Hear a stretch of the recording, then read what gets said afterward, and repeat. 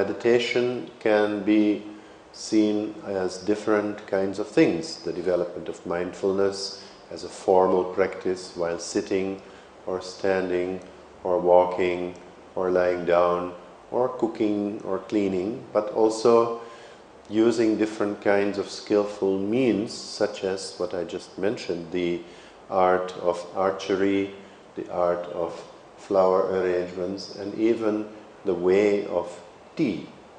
It's not just having a quick cup of tea, but actually a very ceremonial way of making the tea. It's usually green tea that is being stirred by a special kind of brush, and then divided between the participants in the tea ceremony, mindfully handing one cup to the other, and receiving it also mindfully, then drinking it mindfully, cleaning the cup mindfully, and putting it away mindfully. So one could wonder what use does that have, but it actually does have very good use of learning to be mindful in different kinds of situations.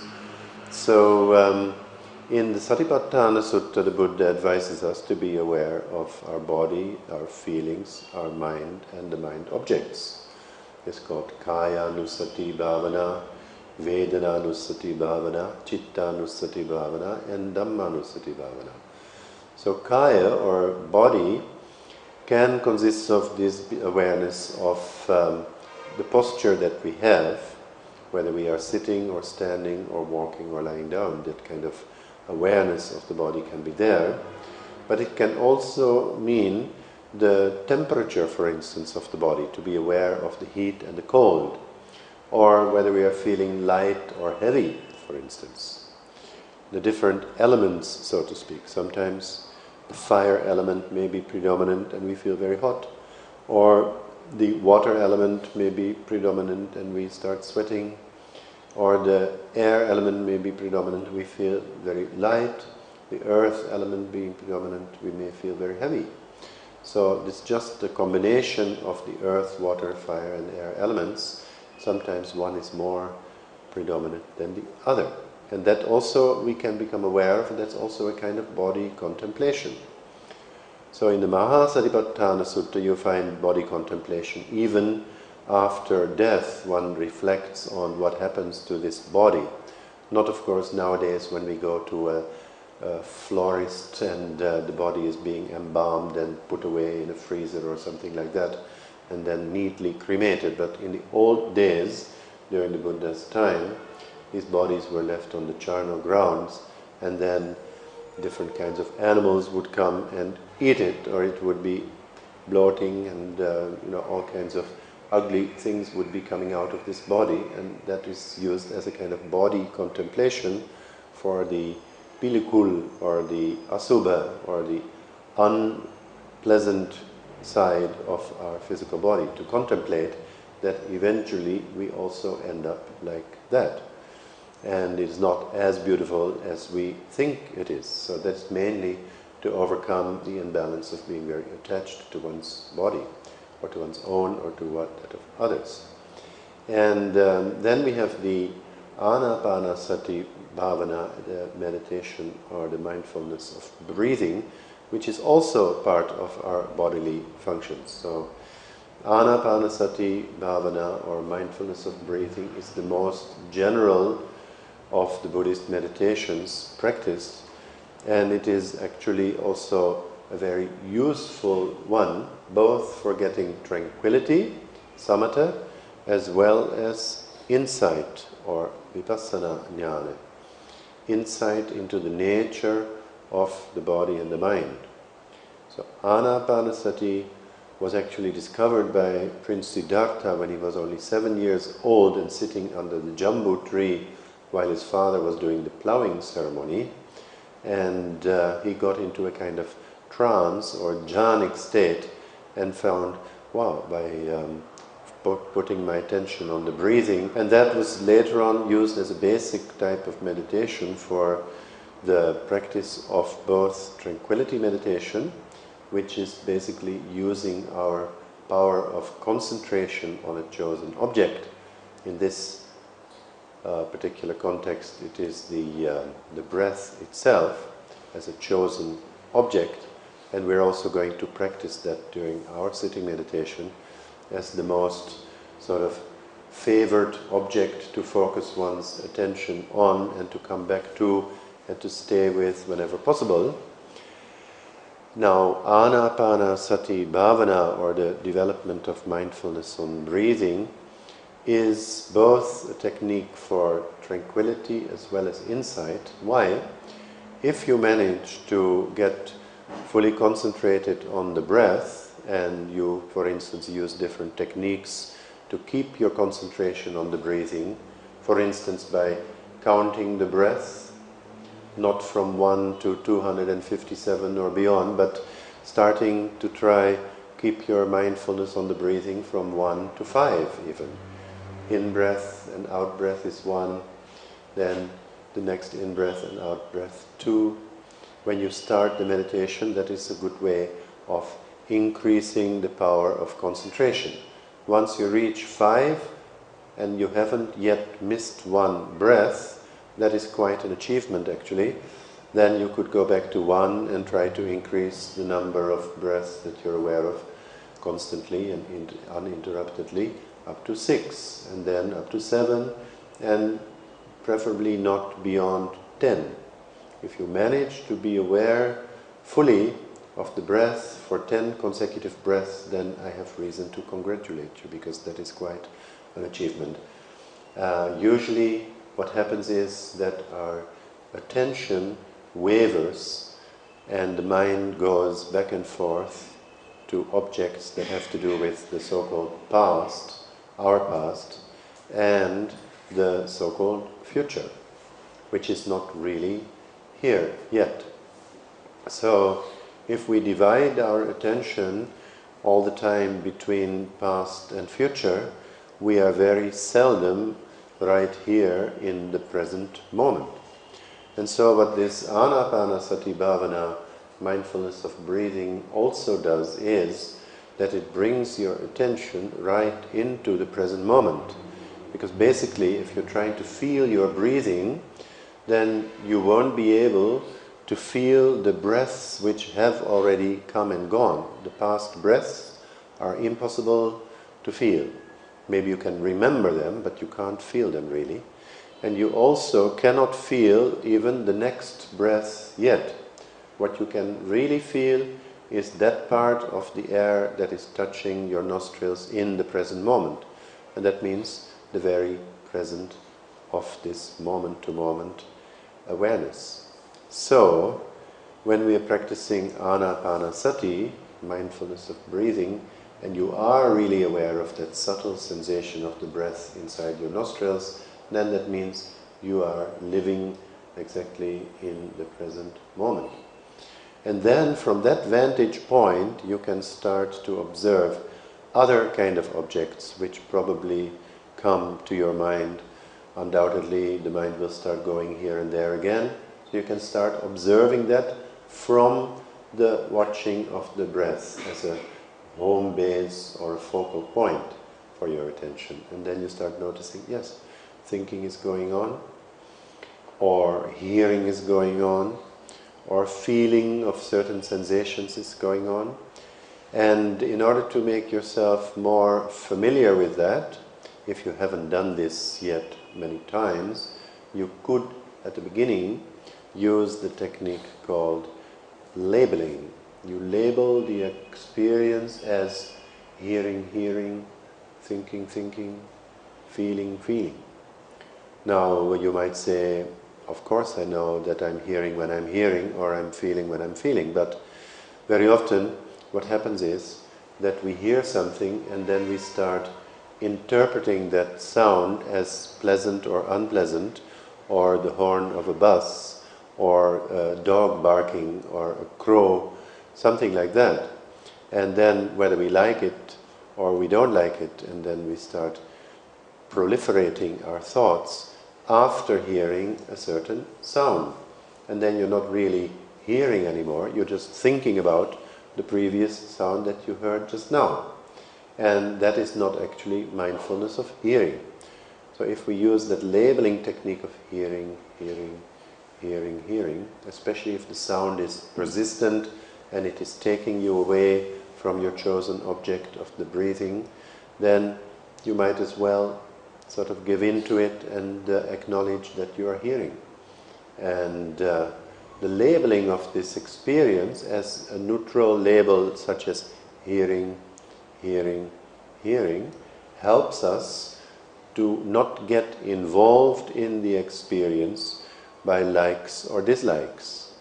And if we can manage not to get involved by liking and disliking, then we may be able to see the experience for what it really is, and just be aware of the breath as the breath, or the hearing as the hearing, the seeing in the seeing.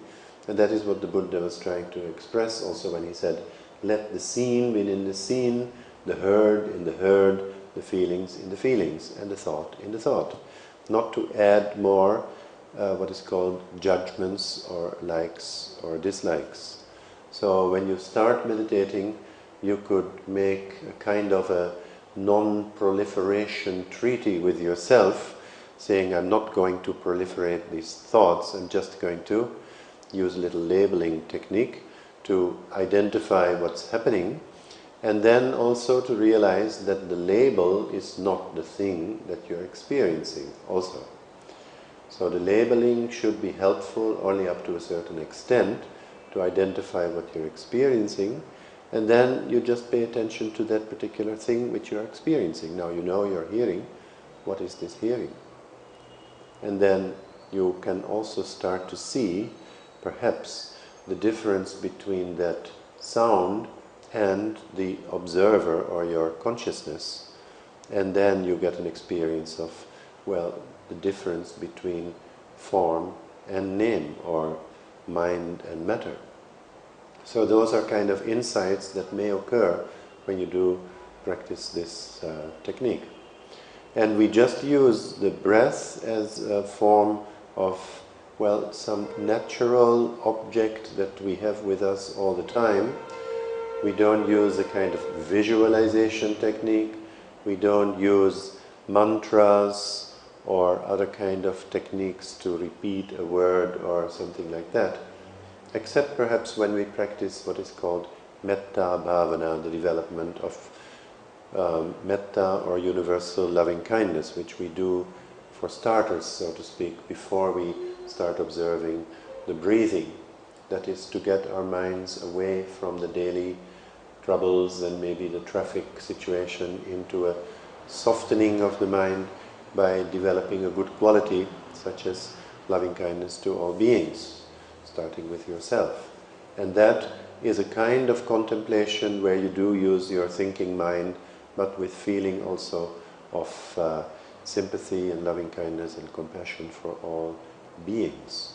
So in that case we do use a kind of thinking process. Otherwise, in the mindfulness and awareness development, it is mainly pure mindfulness or bare attention that is put to the object.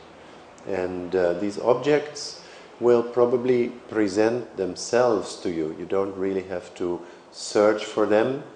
While you are trying to observe your own breathing, you will probably be drawn away from that breath by some strong sound from time to time, like the traffic that is going on still, or to a physical feeling in your body, maybe a painful sensation in your back or someplace. That could take your attention away. And rather than evaluating that as a bad experience or an unpleasant feeling and ouch or ayo, this feeling of my feeling, you could label it as just feeling, feeling, feeling. And rather than trying to get away from it, which would be a natural reaction, most people try to avoid pain, but not that we have to create pain, but when you're sitting, especially in this rather low cross-legged position, or even if we would give a very comfortable chair, after some time you will get some uncomfortable feelings in the body, and those predominant feelings will draw your attention away. And then if you label it, and if you just look at it, as feeling, feeling, feeling. You don't get attached to it, you don't get involved in it, and it will just come and go. So similar with all the other objects that may come to you. But when we are sitting for the formal meditation, usually we have our eyes closed. We cannot close our ears, so we do have some sounds coming in. And you cannot close your mind, so you'll have some thoughts coming in. And unless you're completely, what is called, having all over the body neuropathy, you would be feeling your body. Sometimes actually when you do pay attention to the feelings in your body and you treat them with equanimity, then sometimes you might lose body consciousness. You don't feel the body after some time. It doesn't bother you. That also happens. Nothing to be afraid of. You'll probably find your body sitting here when you open your eyes again at the end of the meditation. Sometimes people also have the feeling that they're losing themselves. Where am I going? My mind is not there, or no thoughts, and unfamiliar new experience sometimes comes, and one tries to kind of categorize that in a known category, and it is new. But you may be able to just accept the new experience that may not consist of something that you already know, just as a new dimension, and become familiar with it and allow it to happen. Then there's nothing to be scared of, afraid of, and nothing basically to hold on to also. And what happens is actually, that's another aspect of this mindfulness of breathing and the development of mindfulness in general. Besides getting calm and quiet, such as you do during tranquility meditation, you also develop certain types of insights, insight knowledge or insight wisdom, such as the becoming aware of the constant changing nature of all the physical and mental phenomena. Like you start to see how quickly actually your mind is changing. The thoughts, your intentions, your feelings, the contents of your consciousness, they never remain the same for even a fraction of a second. The body, of course, is also changing, but we don't notice that so dramatically. But definitely the body also is never the same exactly, even for 2 consecutive moments. So when we do get those insights into the changeability, or what we call anicca, the impermanence, then it's not meant to be a morbid sort of discovery that everything is changing and I'm going to lose everything, but rather that we accept the change and learn to live with it and see that that is the nature of everything within myself and within others. And the more that we cling, the more problems we get. So it is supposed to overcome clinging and craving. And these insight knowledges, or these vipassana jnanas, are supposed to uproot our greed, hatred, and also delusion. Delusion or ignorance being the main culprit, so to speak, the main factor which keeps us more or less clustered to this samsara, or the cycle of life, birth, death, and rebirth. So if we practice what is called vipassana meditation, or mindfulness of body and mind, then we do get these insights, the flashes of insight that help us to replace ignorance or delusion by wisdom. And that in itself will set us free from fear and also greed, hatred, jealousy, and other kind of negative emotions that usually keep us clustered to this body and mind. So I would say that is more or less the background information of our practice of the meditation. Do you have any questions at this moment before we actually start the practice? So actually this moment, if there are no questions, we can just start the practice of our meditation by sitting in a balanced position.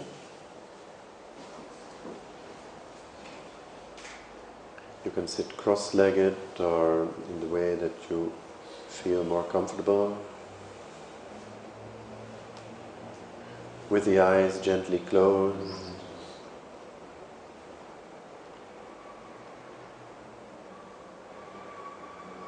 Letting go of all the thoughts about past and future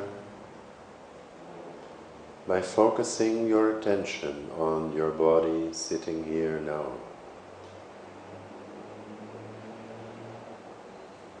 Just to become aware of your body, from the touching points on the floor, the cushion,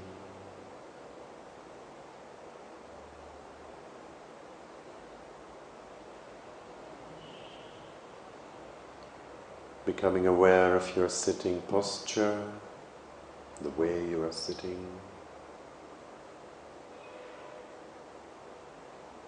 If you feel you need to make some slight adjustments, this is a good time to do so. And become aware of the whole body going upward, including your hands and arms, your shoulders and neck, and your head.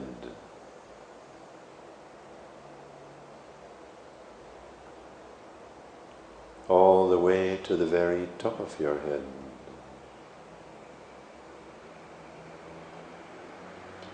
Till you can feel some sensations on the top of your head.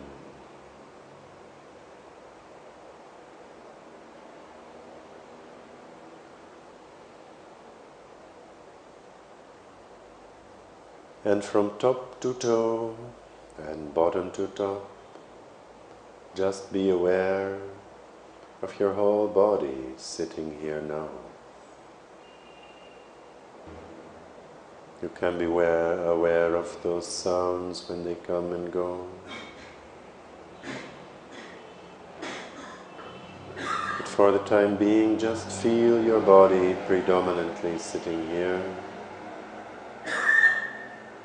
And let the sounds come and go by themselves.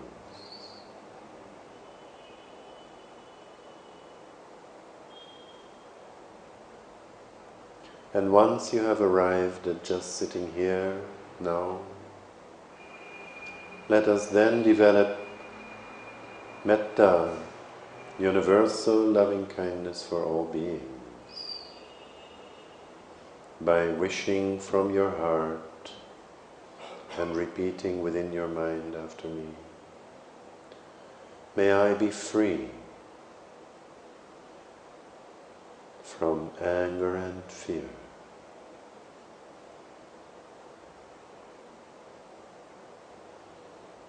May I be free from greed, hatred, and delusion.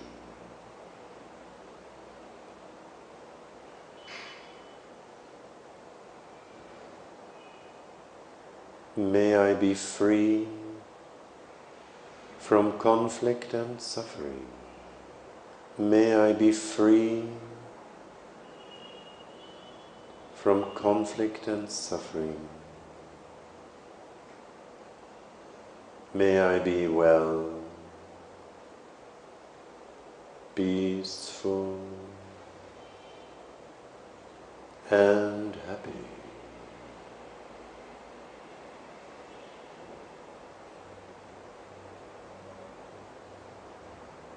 May I be well and happy. May all beings, near and far, be free from conflict and suffering, free from dukkha.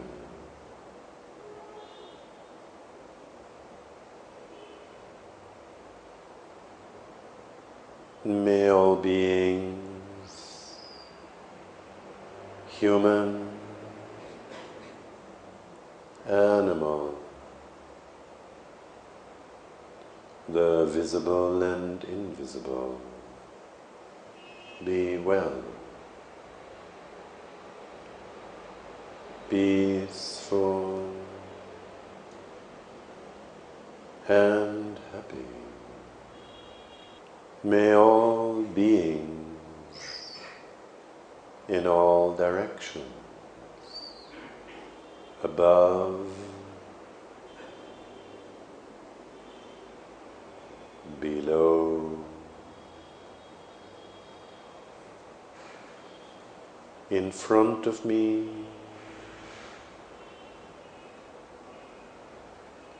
behind me,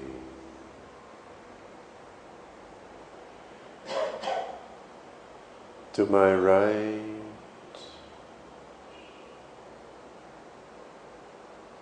to my left,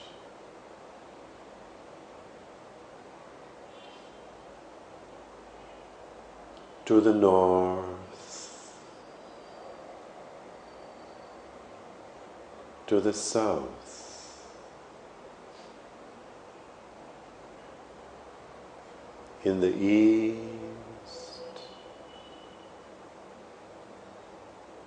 in the west,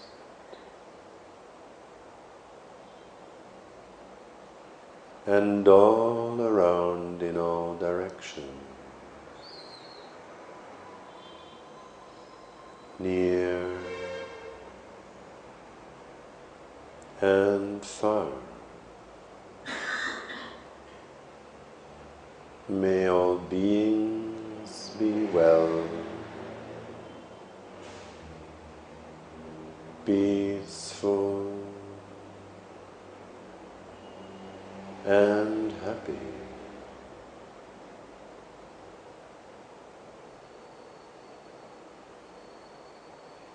May all beings be well and happy. Sabbe satta bhavantu sukhitatta.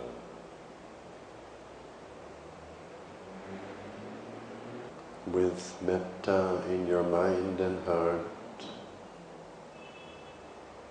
you can even further develop it when you once again feel your whole body from top to toe, bottom to top, and send metta throughout your body to all parts of the body, into all cells in your body, by wishing, may I be well and happy.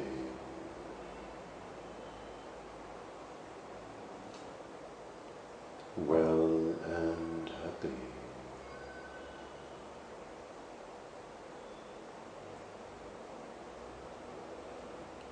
Well and happy. And after dwelling for some more time in metta, and with the tranquility that it brings, when you're ready for it, you can start focusing your attention on the touch sensation of the breath inside your nostrils as a chosen object to become aware of, as a focal point for your attention, as a home base for your awareness.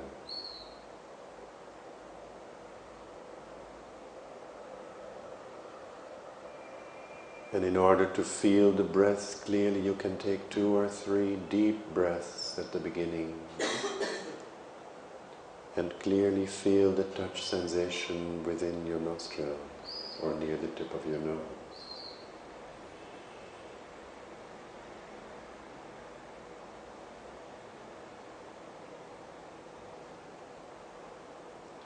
And focus your attention on that sensation from the beginning through the middle to the end, keeping the mind in one place, near the tip of your nose, where the air touches.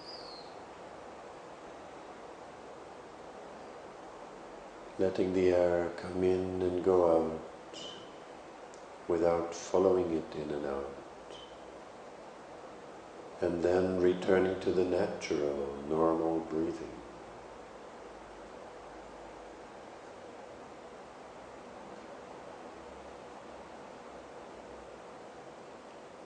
And let the breath just come and go by itself.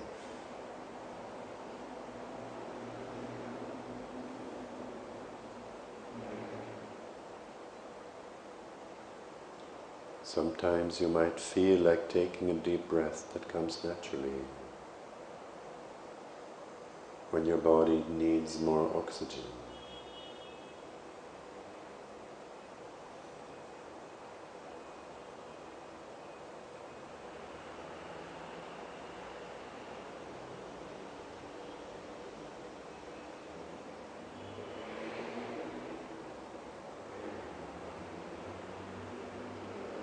Naturally, from time to time, the sounds will take away our attention from the breath. Never mind, it's just hearing.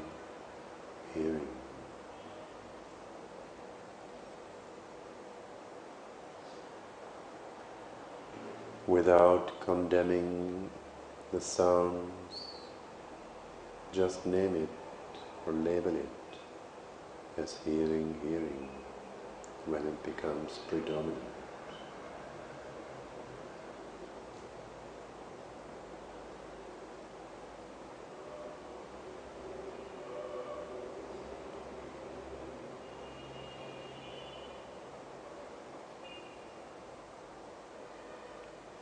And if you feel that counting the breath helps your concentration, you can practice the counting of the breath. But otherwise, just be aware of the breathing.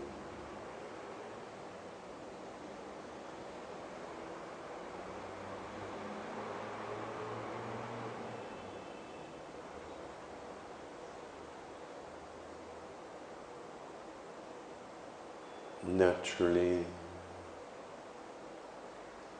some thoughts will be coming to your mind from time to time or very regularly. Never mind, don't worry. It's just thinking.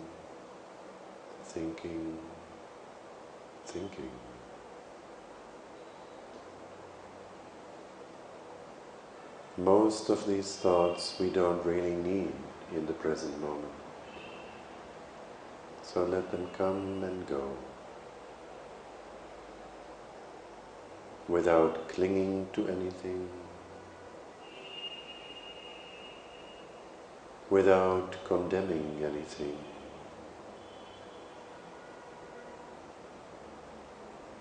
without getting involved in anything. Physical sensations in the body also may draw your attention away from the breath. Rather than fighting the sensation, become friends with it. Acknowledge it. Become one with it. Letting go of the resistance against it, especially if it's an unpleasant feeling. When we don't cling to the pleasant, don't condemn the unpleasant,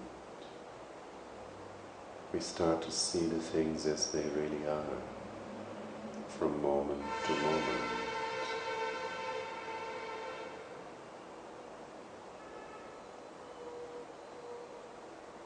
After some time, we also should drop the labeling and just be aware, knowing what is happening, through which sense,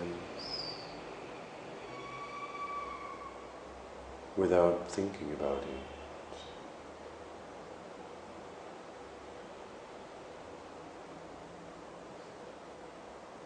just experiencing it.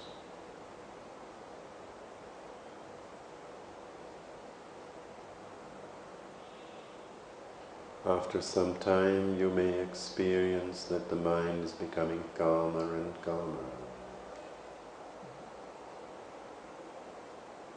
Just let it come to a state of being without trying to go anywhere or doing anything or trying to become something. Being from moment to moment.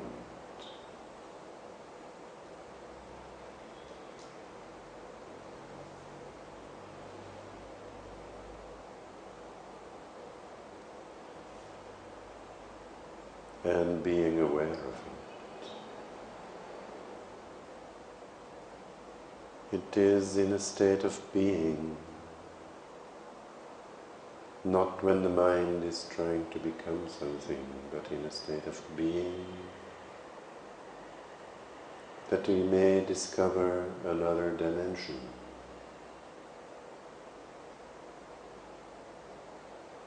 A peaceful happiness within, with a sense of security.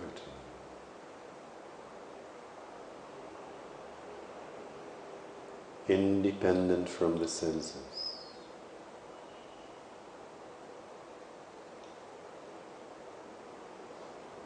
Where there is no hearing,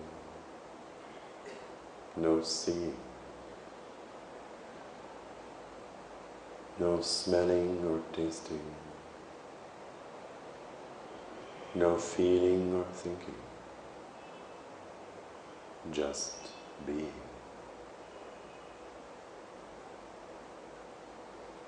In the meditation, we don't need to go anywhere. All we need is already there within this body and mind.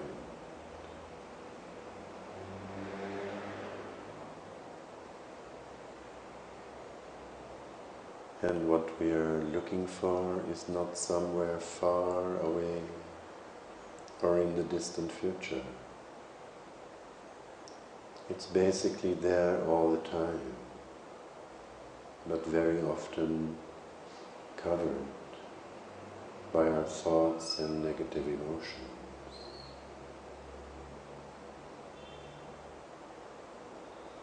So in that state of being we can uncover it, discover it. May all good things come. Bhavatu sabba mangalam.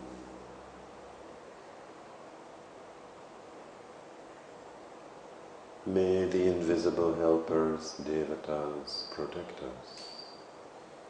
Rakkantu sabba devata.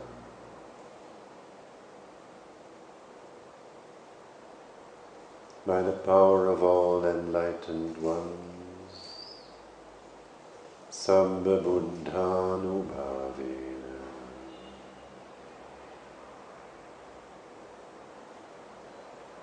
By the power of all truth, sabba dhammanubhavena. By the power of the spiritual community, sabba sanghanubhavena. May the highest happiness, paramang sukham, the deepest peace, paramashanti, the greatest security, sada sati, ever be yours. Bhavatu sabba mangalam, rakkantu sabba devata, Samba buddhanubhavina sada sati bhavantu te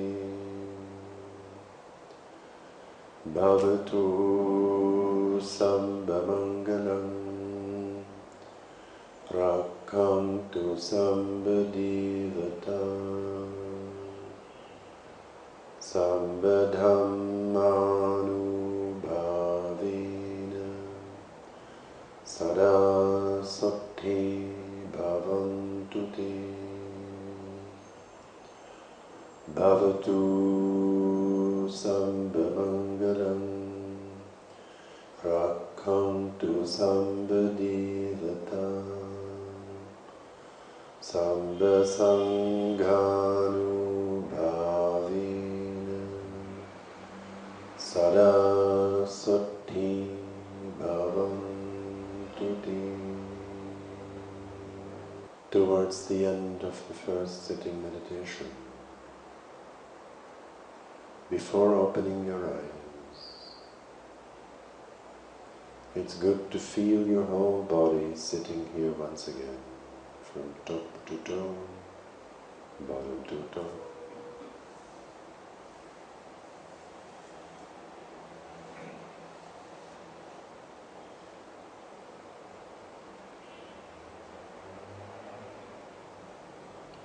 And then to gradually open up to your environment, become aware of your surroundings.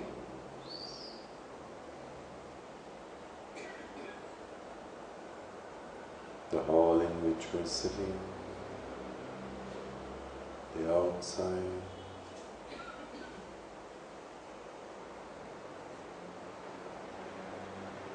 the people sitting around you, next to you, or just yourself sitting here.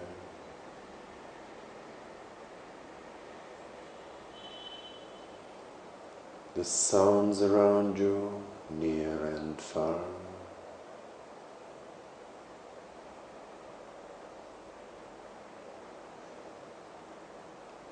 And also the silence around you and the silence within you.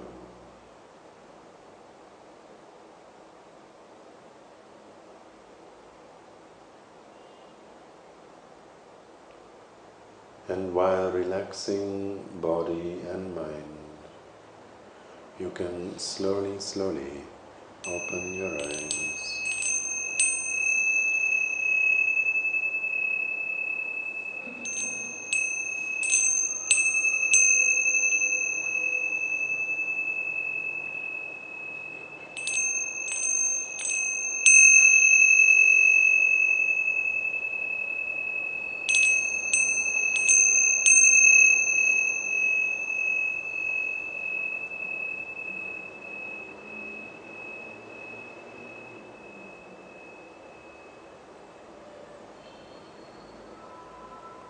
Those who wish to continue meditating in sitting posture can do so.